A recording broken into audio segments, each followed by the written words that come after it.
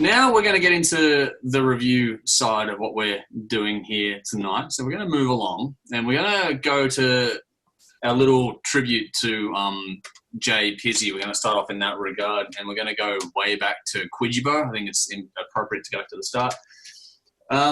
So Kwijibo, Skullduggery.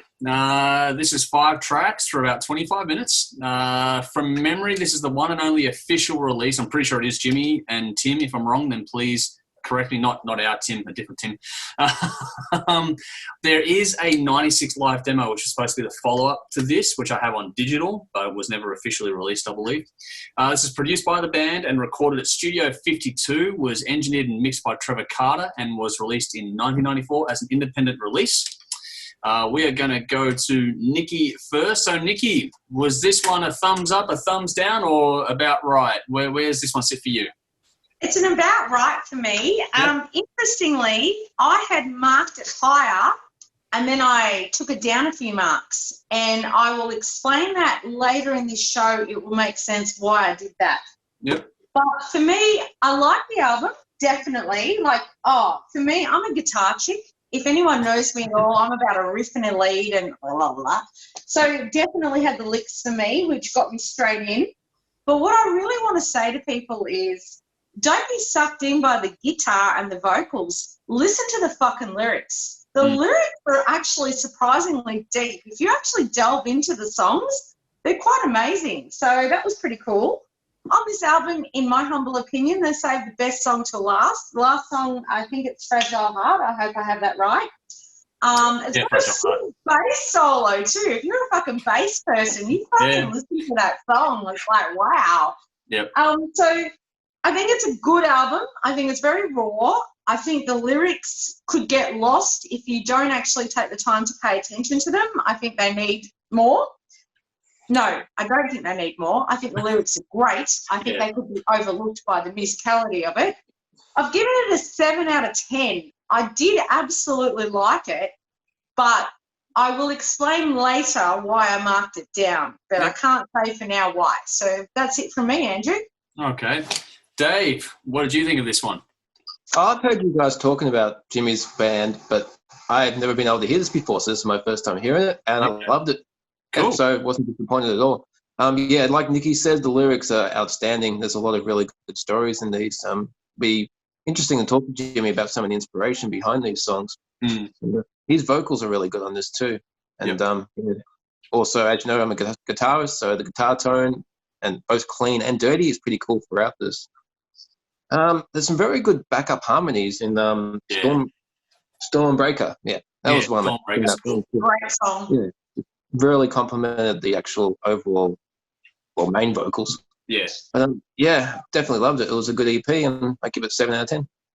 Cool. All right, so Mick, over to you. I had no idea this was Jimmy's side project until 5 minutes ago. So I couldn't even say the band name. I was like, what the fuck is that? The Simpsons reference. I didn't even realise. So there you go. But what it reminded me of was, and this is elements of, 70s era Judas Priest in both the musical sort of straightforwardness and some now that I know it's Jimmy, his vocal approaches sounded like a very young Rob Halford in spots when he would use the lower register. Yeah. On the early Priest era stuff. I thought it was decent. I didn't mind it at all. It had I guess a light punk element because it was kind of loose in the riffing and stuff like that. But it also reminded me of a band called The Organisation, which was done by members of Death Angel when they broke up for a period of time. Okay, yep. So if you know that project, that short-lived project, fuse that with what I said earlier, and that pretty much gives you Kwijibo. Is that? Kwijibo. Yep. Kwijibo. All right. There we go. Even when I look at it, I still don't even know how to fucking say it. I thought it was a solid sounding EP. I gave it an 8 out of 10. The standouts for me were Today, Land, and Fragile Heart with you, Nick. So, yeah. Nice. All right, Tim, thumbs up, thumbs down. Where do you land on this one? Mine's a thumbs up too, by the way. So, cool. Thumbs up. Yeah, cool.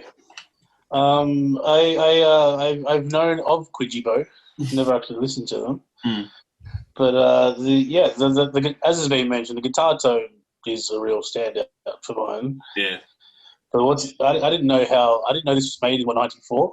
Yeah, 94.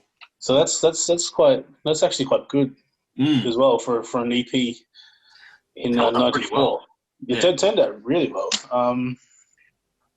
Great solid performance, good musicality throughout the whole thing. Everything sits very well. Love the guitar tone, love the songs, love the interplay between the lead licks and Jimmy's vocals. Yeah. Everything works very nicely, and they kind of play off of each other very nicely. So yeah. Yep. Again, as has been mentioned, "Fragile Heart's" probably my favorite song. Wow, cool. 8 out of 10. Nice. It's actually funny for me because I know a lot of the history of this. Obviously, it's a thumbs up from me. I'm going to give it a massive thumbs up or a horns up. What are you going to do? This is very cool. But the history of this one is it's funny hearing "Fragile Heart" being such a standout voted here was because at the time this band was going around, and later on when they were following through with Dead Star Renegade, the fan favorite was actually Stormbreaker. So it's really cool to hear a different take on that side of things. Stormbreaker is amazing though, Andrew. Yeah. That's a good song too. Yeah. It's just I from my internal sort of being in the bubble a little bit with this band. You sort of hear about Stormbreaker now. It's just really cool to hear another song being really highly regarded. It's very, very cool. I actually really enjoy their take on things.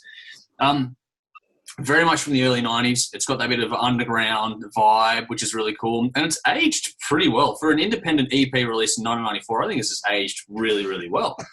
Good. It does sound good. Yeah, no, it's very cool. The band's a little bit green, which, you expect. But overall, very nice performances. You can see some strong foundations being laid with this EP, and when you get into sort of Dead Star later on, the core elements are there, and that crosses over a bit on that. But it was very cool to see the foundations on this EP, which would follow through later on. Production, the overall tones and that are pretty much about right for this. I did like the little bits of effects used on this. There's some ear candy and stuff on that. There were some very cool little touches put into this.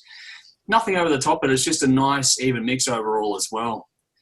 I did get to see Dead Star play Stormbreaker live once. I forget exactly which gig it was, but I did get to see it was a launch of some kind. It might have been the Blackwing video launch. It was? Okay, Jody's telling us it was. They played Stormbreaker that night, and that was very, very cool. So for me, that was a treat. Musically, this has overall, it is the early 90s. So you've got the angst and the darkness. The lyrics go in with that as well. The riffs and the vocals are the focus, but the only knock on it in that regard, it does get a touch muddy at times. But again, it's an independent EP from 1994, and if that's the critique I've got, that's me being really damn picky. It doesn't take anything away from the listen at all. I like how there's nice gear shifts and mood changes across the EP, and overall, it's a bit of a longer songs made for a longer EP. I mean, the average track length is somewhere near the 5-minute mark. But it's really cool, and I got the peaks and troughs in there, so it's a really good listen for that almost half hour. It doesn't get boring at all. I think for me, it was a pleasant thing to, I know it well, but it's nice to go back to it and do it in this process. Never talked about it on the show before at all. So for me, while it's not a barn burner of an EP kind of thing, it's still very, very good, and for me, very important because of what does come next. I still think it's well worth listening to. If you can get a hold of it, please, guys, I'd recommend putting it up on digital platforms now. If you're not interested in making money, just get it out there, at least on YouTube. I think it's well worth putting out just for people to check it out. But if you can get a hold of it, then do so. And if you can see it either now or on the screen, the artwork I thought was very, very cool. Yeah, totally. Front and back, where you got the faces imposed on the skeletons. You guys will see digitally later on. For me, I gave it a 7 out of 10.